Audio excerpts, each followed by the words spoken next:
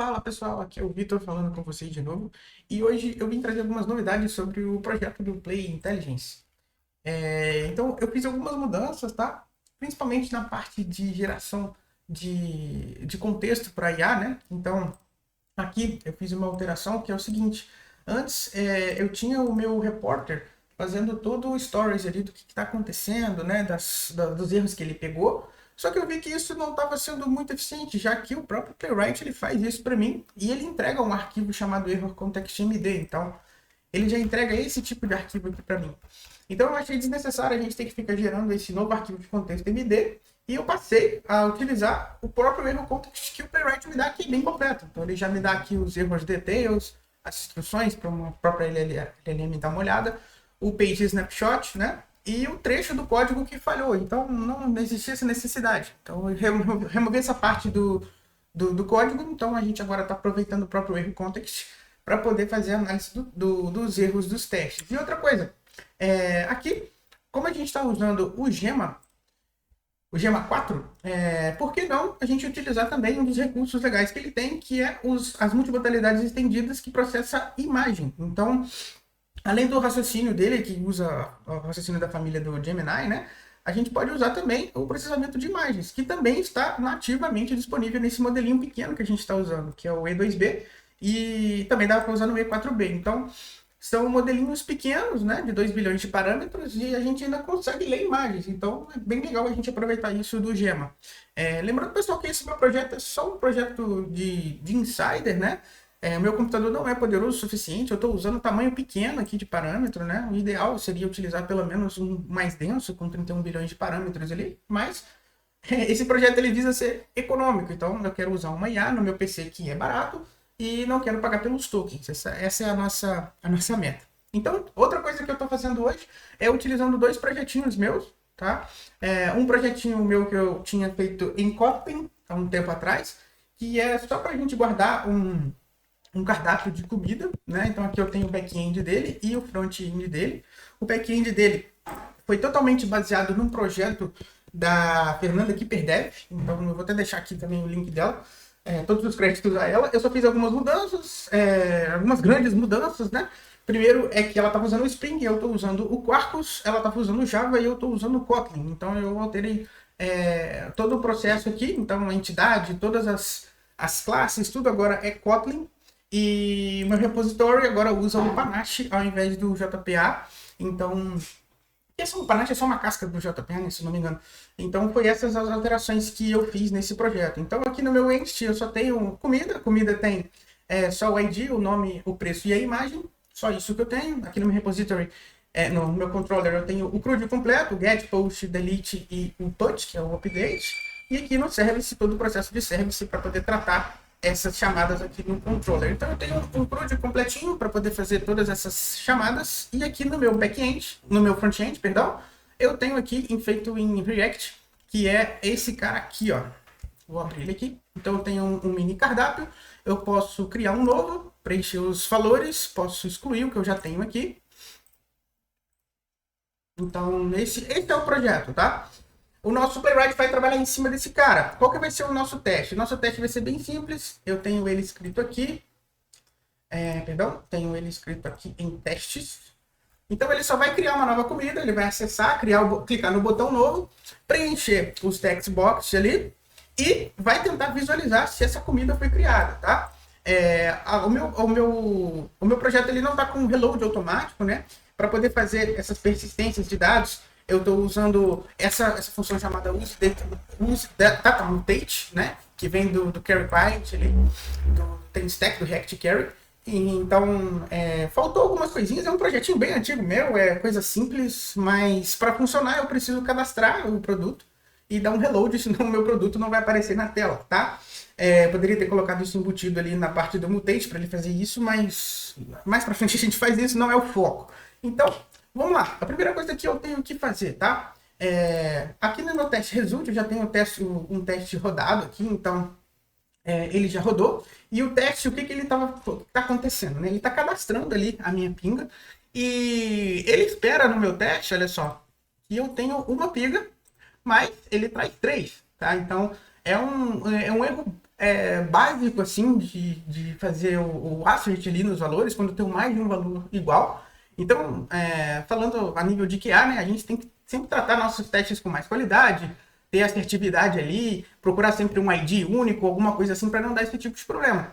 E, propositalmente, eu fiz isso para nossa IA dar uma sugestão para a gente de melhoria, tá bom? Então, eu já tenho meu teste rodou. Esses testes results aqui são do próprio Playwright, então ele gera o Real Context MD, o print do teste falho e o trace, tá bom? Então eu quero pegar esse Real Context MD aqui. Esse cara, ele geralmente aparece, pessoal, quando a gente está com aquele trace viewer ativo. E quando alguma coisa falha, tem um botãozinho ali, copy prompt. Então, esse erro context é esse prompt que fica ali para a gente copiar para jogar numa IA. Então eu trouxe ele para cá para a gente poder ver. E a nossa IA pega esse erro context aqui, beleza? Então, bora lá. Primeira coisa que a gente precisa fazer. O meu back-end está rodando, né? Então tá aqui rodando o meu Quarkus aqui. E o meu front-end também está rodando aqui com o meu React. Depois disso, eu preciso dar uma olhada para ver se o meu Docker com a minha LLM está funcionando. Então ele está aqui, eu deixei ele em modo watch, né? Então eu estou vendo tudo que ele está fazendo aqui. E aqui eu vou rodar o meu analisador de testes. Então meu teste já rodou, já gerou ali o contexto. E eu esqueci de falar que agora esse erro de contexto aqui, como é que ele está funcionando, né? Ele vai pegar esse contexto que o próprio Playwright gerou, então ele vai aproveitar esse cara aqui e no final ele vai fazer uma análise visual do nosso print aqui. Eu vou até apagar uma análise que ele já fez anteriormente ali, mas ele vai pegar essa análise visual e vai colocar no final desse arquivo para gente, para dar mais contexto para nossa IA gerar uma solução e o nosso Rider implementar, tá? Outra coisa que eu melhorei também foi o Rider. Agora eu consegui diminuir o número de tokens e de contexto para ele conseguir trabalhar. Ele tá lento, mas agora ele consegue fazer os ajustes que eu estou passando para ele. O Wider, lembrando que ele é o nosso agente aqui.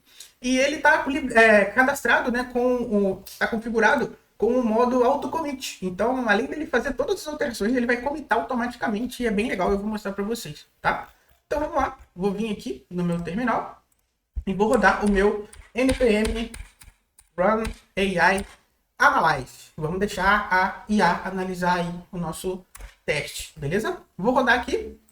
A primeira coisa que ele vai fazer, ele vai analisar visualmente aquele arquivo de foto, né, que tirou, aquele print que ele tirou no final do teste. Então, eu vou pausar aqui porque demora um pouquinho, lembrando que o meu computador é um pouquinho fraco para isso, então eu vou dar um pause aqui e depois a gente volta.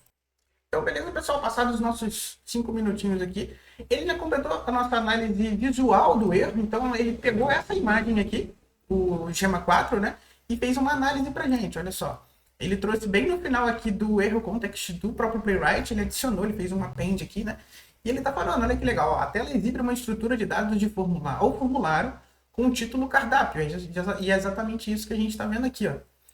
E ele continua, a interface é composta por múltiplas seções ou linhas, e cada uma rotulada com o campo pinga, valor e código. Exatamente, ó. É esse cara aqui. Então, estado do carregamento, ele vai falar pra gente que carregou completamente, não tem spinners, não tem nada em branco, então não é problema de carregamento.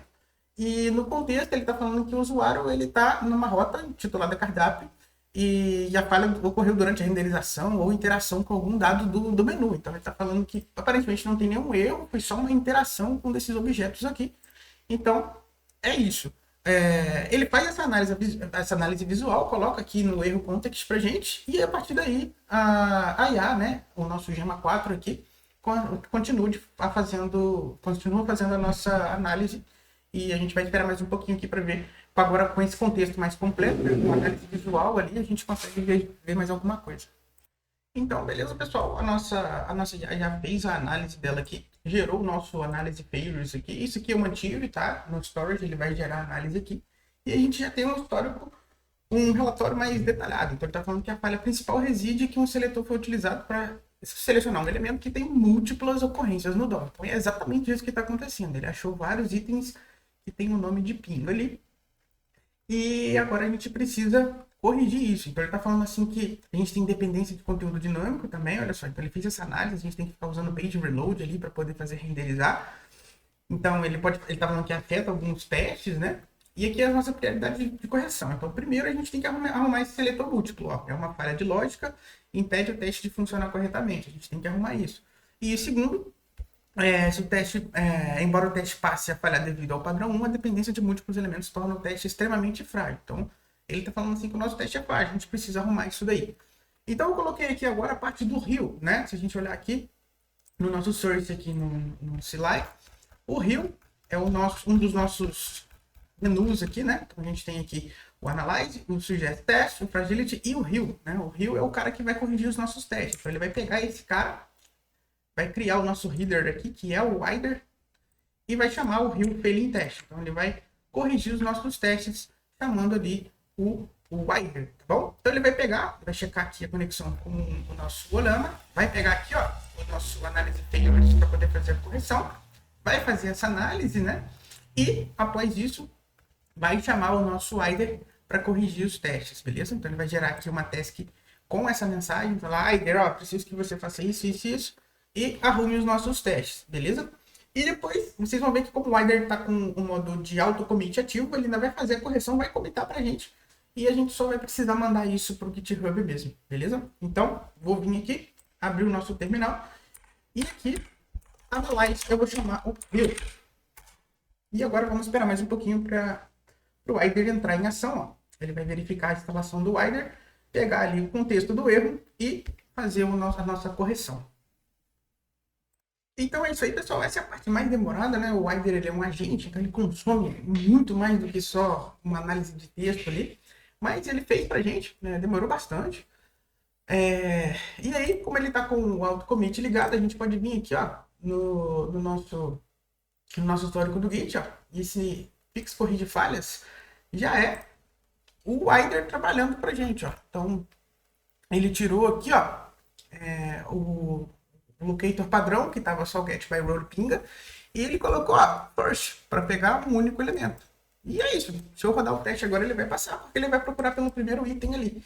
Então, ele foi bem assertivo, bem certinho ali do que a gente estava esperando, né? Mas é aquilo, computador antigo, pouca memória, pouca velocidade. Uma das coisas que eu tentei fazer foi, por exemplo, usar a GPU do meu computador, né? Mas não rolou, porque é um computador antigo, ele nem tem uma GPU, ele tem só uma APU, que é uma Radeon Vega Graphics, né? Um Ryzen 7. Então não funciona muito bem. Inclusive, se a gente rodar aqui o LS CPU, né? Pra gente ver, a gente consegue ver aqui que é um mobile graphics, né? Então, existe uma imagem do Olama que permite a gente otimizar o uso de GPU, né?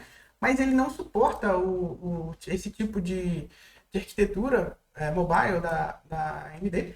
A gente consegue usar até um cara a mais aqui no Docker Compose, ó. A gente pode vir aqui e habilitar esse cara aqui, ó, Olama Vulkan, e aí ele passa a meio que virtualizar a CPU. Eu não passo a usar a GPU. Eu não passo a usar a GPU em si, mas eu falo para a GPU processar utilizando a API do Vulkan, né, que é como se fosse o DirectX no Windows, né, para processar os games, os vetores ali dos games. Então a gente consegue, funciona, mas ele fica muito instável. A gente consegue até pegar na documentação do Olama, ele é bem instável. Então a gente consegue fazer essa gambiarra, né, para fazer ele enxergar a GPU, né. A gente só tem que liberar esse repositório para ele poder enxergar do Docker pro Linux, né. Mas é experimental, então a documentação do Olama está falando que é experimental e realmente não funciona 100%. Ele dá umas alucinadas loucas lá e entrega uma análise de imagem muito zoada. É muito mais rápido, é um dobro de vezes mais rápido, mas ele é altamente suscetível a alucinações e toda a parte de análise da imagem ali fica comprometida. Então, é isso, pessoal. A gente tem a análise da falha aqui, gerada por IA. O Healing Report, o que o Aider fez pra gente. Então, ele pensou em tudo aqui que era necessário e fez justamente essa alteração específica aqui no nosso código para ele parar de quebrar e achar mais de 3 pingas ali. Beleza? Então, esse é só mais um item do nosso CLI aqui. Então, a gente já passou pelo Analyze, a gente passou pelo Rio agora, e aí tem o Fragility e o Suggest Test, que mais pra frente eu faço para vocês verem, beleza? É isso, pessoal. Valeu!